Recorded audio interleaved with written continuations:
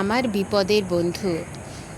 আমার মাঝে মধ্যে এমন হয় যে আমি বাজারে যেতে চাই না, ইচ্ছে করে না, শরীরটা ভালো থাকে না। তো যার কারণে আমি পুঁই গাছ লাগিয়ে নিয়েছি।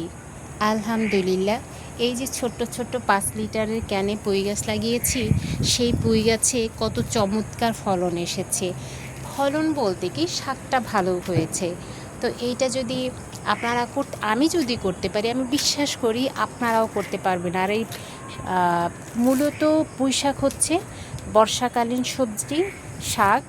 তো এটার ডাঁটাটা কিন্তু ভীষণ চমৎকার। আর লাল পুঁই শাক, সে তো অসাধারণ। দেখুন, বর্ষাকালে পুঁই শাকে কোনো রকম কোনো স্পট পড়বে না। আর আমার এই পুঁই গাছে কোনো রকম কোনো দাগ নাই। আমার ছোট্ট একটা ময়না পাখি আছে, আমার আব্বু, সে অনেক দূরে থাকে।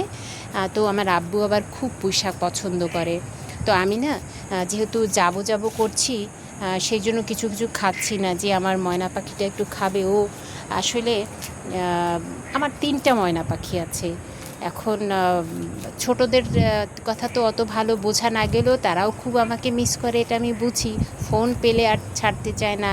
আমার ছোট্ট সকাল, সে তো কান্না জুড়ে দেয় যে আমি কথা বলবো। কেমন আধো আধো কথা বলে। সুবহানাল্লাহ, ওদের জন্য সবসময় দোয়াই করি। আর আমার স্বামী, ওকে তো একেবারে শান্তশিষ্ট, খুবই ভালো, খুবই নরম। আর আমার আব্বু, আমার ছাদু, ও যে আমাকে কী ভালোবাসে আল্লাহ ভালো জানে। এবং ওদেরও যে আমি কী ভালোবাসি সেটা আল্লাহ ভালো জানে। সেই জন্য দেখা যায় কি, অনেক সময় অনেক রাগ হয়, দুঃখ হয়, অভিমান হয়। তারপরও সামান্য একটু থাকলে আমি ওদের জন্য চিন্তা করি, ওদের জন্য পাঠানোর চিন্তা করি, ওদের জন্য নিয়ে যাওয়ার চিন্তা করি। যেহেতু ওরা আমার কাছে নাই, আর আমার কাছে তো থাকার, আমি ওদের কে হই? আমি তো ওদের কেউ না, সুতরাং আমার কাছে কেন থাকবে? কিন্তু ওরা যেখানেই থাকুক, ওদের জন্য দোয়া করি, ওরা যেন অনেক বড় হতে পারে, এতটুকুনি। আর আমার যতটুকুন সামর্থ্য আছে, আমি সেটা ওদের জন্য চেষ্টা করি। এবং আনটিল মাই ডেথ এটা আমি চেষ্টা করে যাব। এখন অবশ্য সেই আগের মতো অত আধিক্যতা দেখাতে পারি না, কারণ আমি সেই যোগ্যতা হারিয়ে ফেলেছি। আর সেই যোগ্যতাটা আমার নেই এখন। তো ভেতরে তো অনেক কিছুই থাকে। দেখা যাক ভবিষ্যতে কী হয়, ভবিষ্যৎ বলে দেবে। আমার আরও কিছু পুঁই শাক আছে, চলুন সেটা দেখে আসি।